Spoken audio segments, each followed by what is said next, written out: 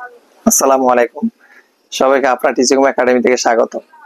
আজকে আমরা ষষ্ঠ শ্রেণীর অনুশীলনী 1.4 এর 1 নম্বরের খ এর এই অঙ্কটি করব। দেখো লিখছে নিচের ভগ্নাংশ যুগল সমতুল কিনা নির্ধারণ করো। মানে এই ভগ্নাংশটা সমতুল কিনা, যুগলটা এই ভগ্নাংশ দুইটা ভগ্নাংশকে একত্রে যুগল বলা হয়। যুগল মানে এক জোড়া ভগ্নাংশ।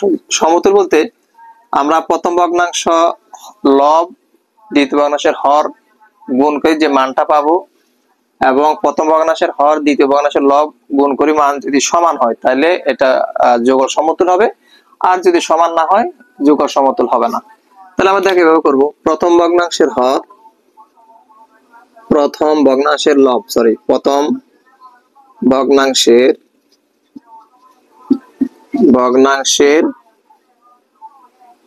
লব গুণ দ্বিতীয় ভগ্নাংশের হর।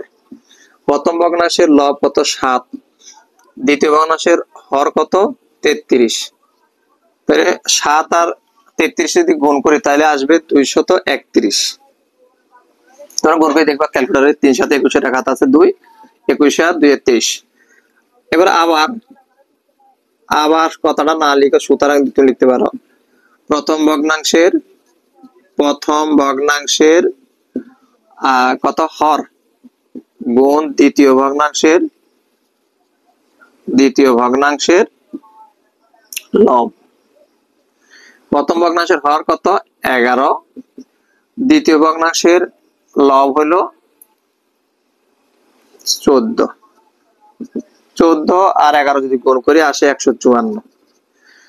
দেখো মিলে নাই, প্রথম ভগ্নাংশের লব আর দ্বিতীয় ভগ্নাংশের হর গুণ করে পাইছি 231 গুণ। দেখো ঠিক আছে, 3 7 21 এর 1 হাতে আছে 2, 3 7 21 আর 23, আর 11 গুণ 14 করলে আসে 154।